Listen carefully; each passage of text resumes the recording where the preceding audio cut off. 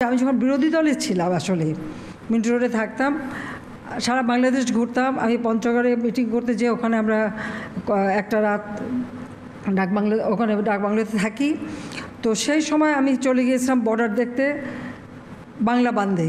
তো ওখানে কিছু দূর পর্যন্ত গাড়ি যায়, তারপর গাড়ি যায় না, তা পায়ে হেঁটে অনেক ভিতরে চলে যাই। সেই সময় ওখানে ভারতে একদিকে চা বাগান, কিন্তু আমাদের এদিকে কিছু নাই। আমি তখন বিরোধী দলের নেতা হলেও আমি ওখানে প্রশাসনের সঙ্গে কথা বলি। আমি ওখানে যে ডিসি তাকে বলেছিলাম যে ওরা যে ব্যাপারে ওইদিকে চা বাগান, তা আমাদের দিকে চা হয় না কেন, তো এখানে আমাদের চা করতে হবে। যাও, ওখানে একটা ঘটনা ঘটেছিল যে আমাদের একটু সুবিধা ছিল, তোদের চা বাগান নিয়ে একটু সমস্যা ছিল, আমরা ছাড়া সে সমাধান হচ্ছিল না।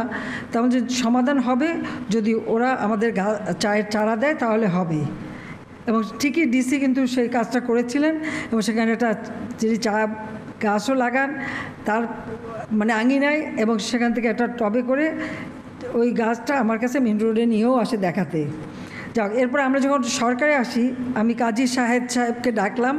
তিনি খুব উদ্যোগী মানুষ ছিলেন। ওখানে আবার খাম্বা বানাতেন। ওখানে আপনারা জানেন যে তারেক জিয়ার খাম্বা কারখানা, আবার কাজী সাহেদেরও খাম্বা কারখানা। তা বললাম যে আর বিদ্যুৎ নাই, খাম্বা দিয়ে কী করবেন, আপনি এখন চা বানান। ওরা একটা গুণ ছিল, ওনাকে একটা কিছু ধরিয়ে দিতে হবে, দিলেই কিন্তু উনি কাজে লেগে যান। তো বলে আমাকে কী করতে হবে? আমি বললাম যে আমি চাই এখানে চা বাগান হোক, কিন্তু আমি জানি যে সরকারিভাবে করলে হবে না, এটা বেসরকারিভাবেই করতে হবে, এবং আপনাকে চা বাগান করতে হবে। উনি খুব রাজি হয়ে গেলেন, এবং এটা কিন্তু আমি বিরোধী দলে থাকতে ওনাকে অনুরোধ করেছিলাম, মিন্টু আমার 5 নম্বর রোডে বাসায় থাকতে।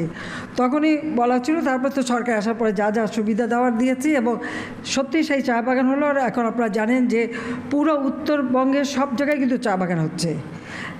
পঞ্চগড়টা খুব সফল হওয়ার পর থেকে ঠাকুরগাঁয় চা বাগান, দিনাজপুরে চা বাগান, নীলফামারী, একেবারে রংপুরের কিছু অংশ এবং লালমনিরহাট পর্যন্ত চলে গেছে, এবং কুড়িগ্রামেও কিছু জায়গা একটু, ওখানে যদিও অনেক নদী, মানে সেরকম উঁচু জায়গা খুবই কম, তারপরেও সেখানেও চেষ্টা করা হচ্ছে। এইভাবেই কিন্তু একটা বিস্তার লাভ করেছে।